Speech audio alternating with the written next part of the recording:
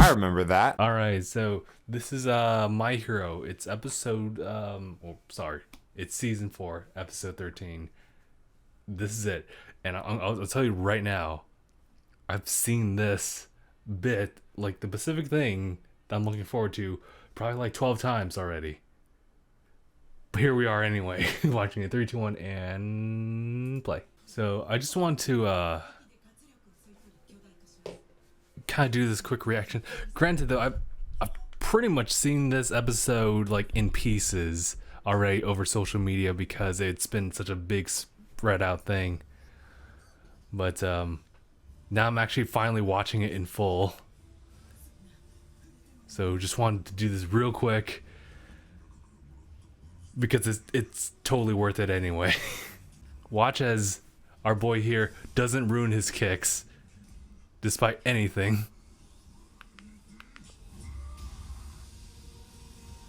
Converts her life force into energy. So this is kind of a bad matchup.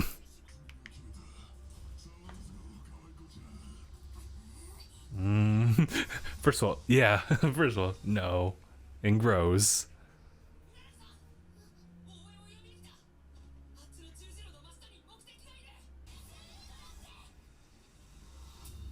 Nice.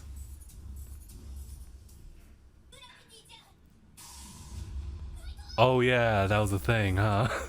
Damn, I almost forgot about it.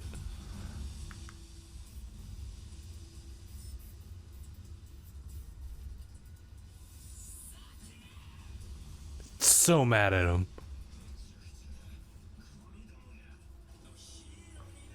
Yeah, that's right, just focus on the cape. Apparently one day when her husband reached for the child, his whole body vanished.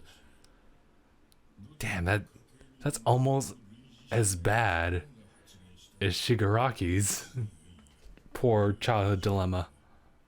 It's called a mutation. It's no curse. I hear it's extremely rare, but it happens. I'm told she doesn't know how it works or how to use it, and she isn't aware of what happened. But it's similar to your quirk. So he actually allowed this to happen, or rather, the power to rewind. So yeah, I kind of already knew about it, but maybe he just never even verbally said, "Oh, I'm just cutting her open. That's what I'm doing." So I know that a certain track is going to be playing right now. No, I couldn't break the flow of that one. It's perfect. But here we are. We're gonna listen to a track that I think is gonna be showing up in the new My Hero movie. Pretty much it's just vocals added over to kind of the main theme, and it really just isolates this one scene. It's so hard for me to talk over this. It's just I'm just gonna let it play.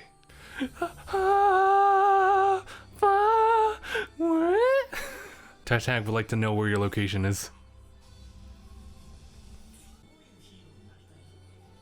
Episode 1, Deku. Or I guess episode 2, technically.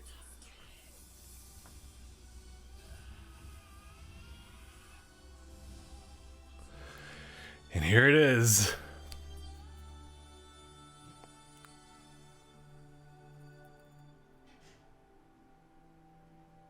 I love it's just synths as you just see destruction everywhere and you just see a Night Eye just like,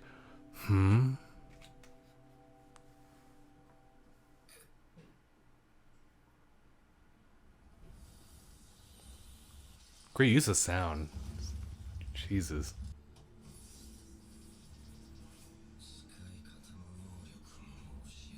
That's so wild.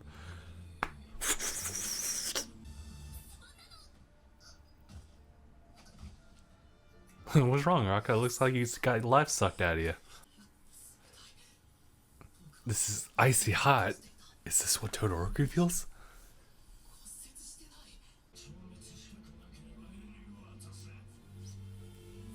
Fuck you. This is what he said. Fuck you.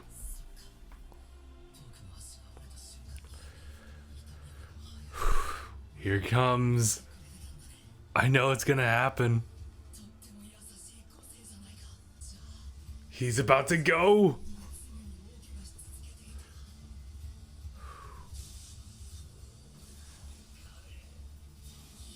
It's happening.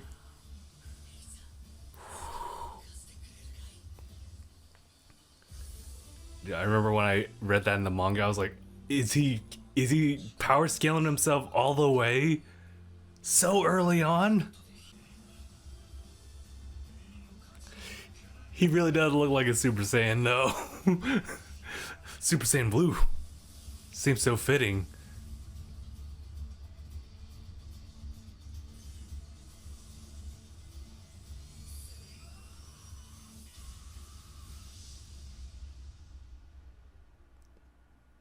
And to think, at this point, for Deku, this is just easy as cake. This was something I didn't even think about though, like in the manga, was that Ares in a situation where Deku was not so long ago. It makes you really think in perspective about that. How Deku would be like a vital part in Ares' recovery and ultimately her control in her power.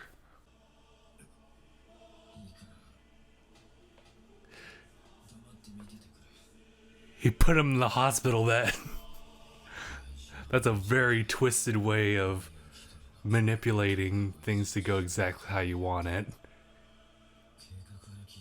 But he still owes him a lot. So to keep him in that state instead of like putting him completely away, at least there's that. But it's still fucking twisted. Okay, I need to put this down. Because this shit right here, because this is probably the, I can't say it, this isn't the best that it's gonna be, because it gets even greater.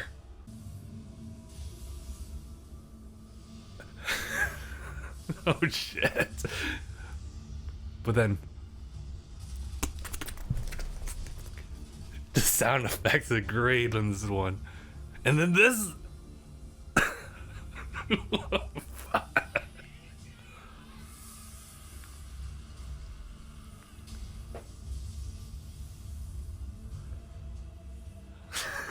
And then the mask comes off.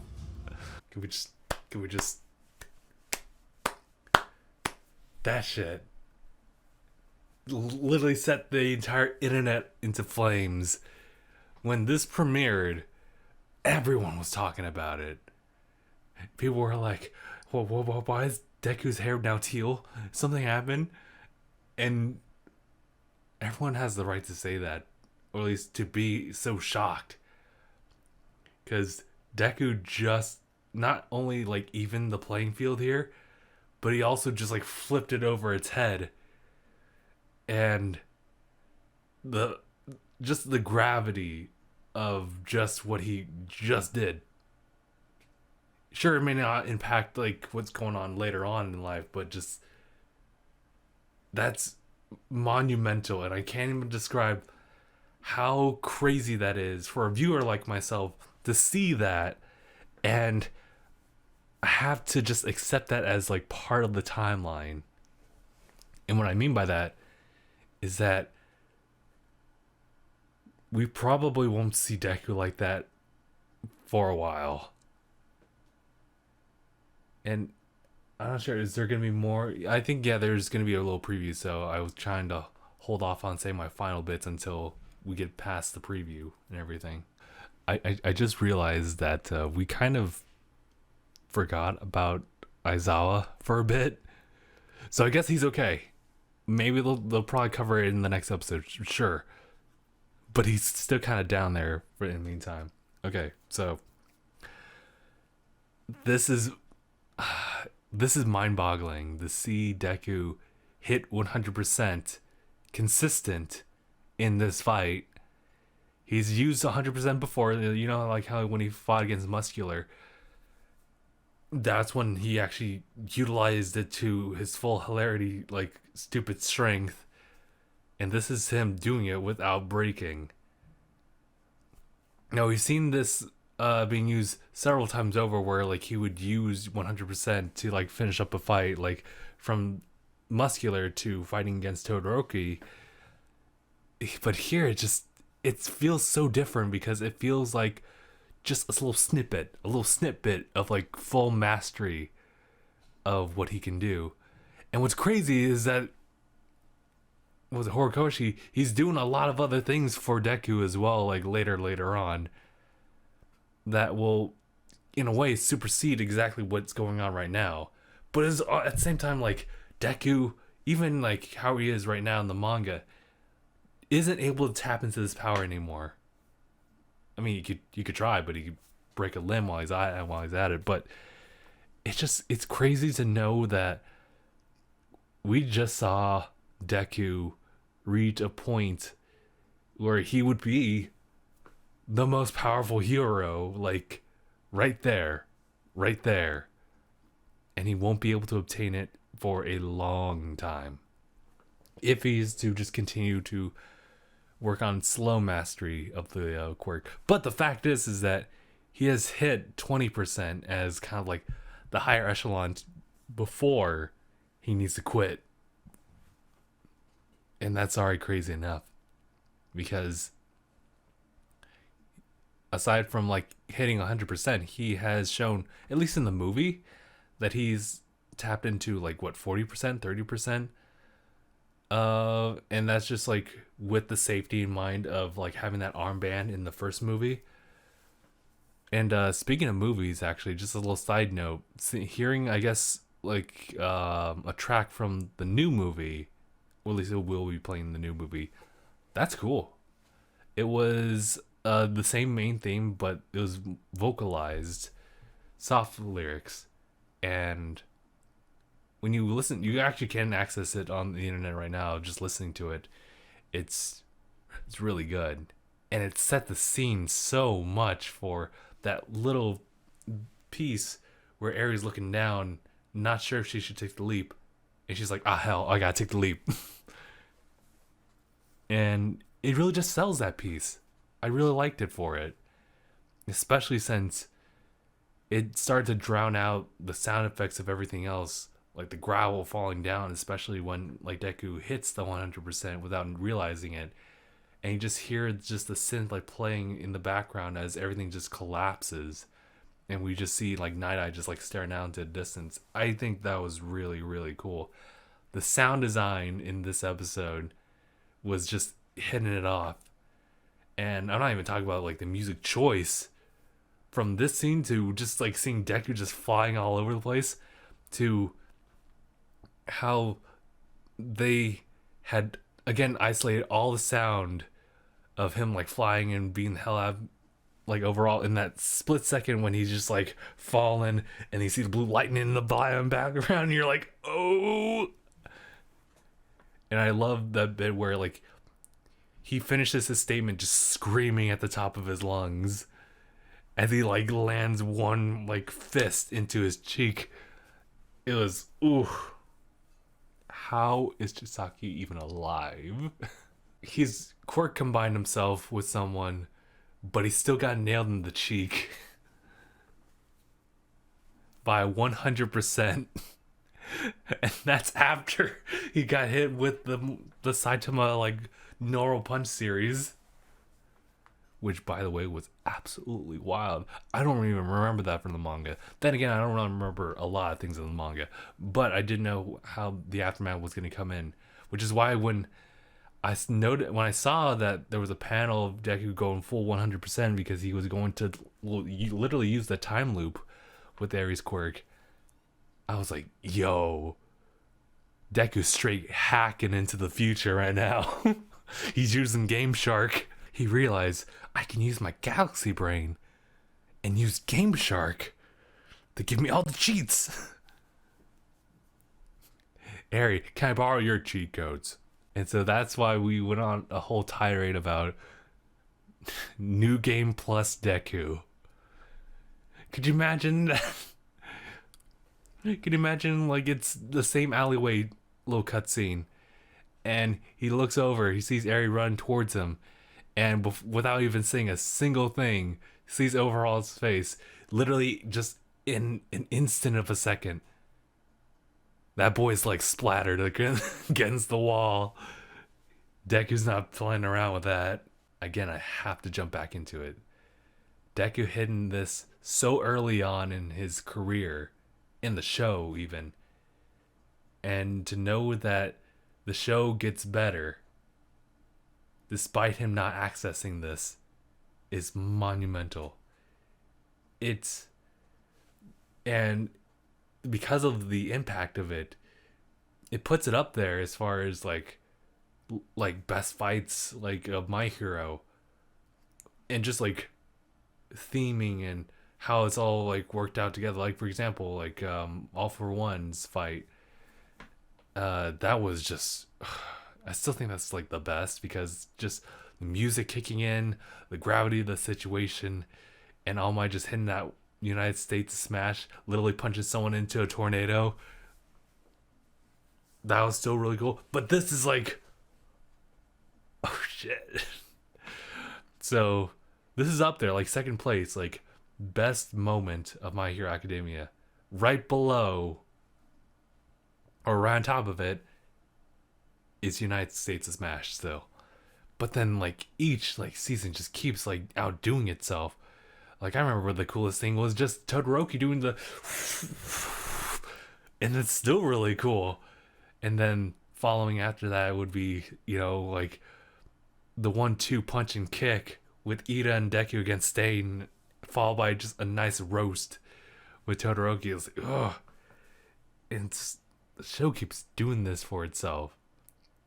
It's amazing. I can't believe they are still able to just one-up itself each time. Or if anything, just set the scene when we've just seen even greater. But it's going to do it anyway. Still going to do it. That's all I can say about this. It's just, this was a spectacle. And it was honestly the only way to beat Chisaki at this point. Because Mirio had his time. He could have easily won. But the circumstances came around. And it all fell to Deku to just try something. Because he's got that plot armor. Like, but I hope that, and we are going to see it a little bit more, of Deku handling the situation with his quirk. Yeah, that's all I can really say. Of course, there's got to be more. There's got to be a second half of this. And if it's exactly where I think it's going to land, with a certain pair of characters, villains, and Deku doing what he needs to do, then I think we'll be in for a really nice, pleasant surprise. Not to this high caliber of a fight, but just something really pleasant to see. Yeah. Alright, I'm going to end it here. Thank you guys so much for watching. I know I've already seen this like several times by the time I've watched this episode in full, and I was still pleased by it. It is such a stellar episode. I have no other words to say about it, but yeah, thank you guys so much for watching. And you know what? Let me know in the comments, if you want to, what is like your top 5 best moments like this in My Hero? Because there's a lot of them. There are a lot of them. But yeah, alright. Thank you guys so much for watching though. And I guess I'll see you guys in the next one. So #bye everyone.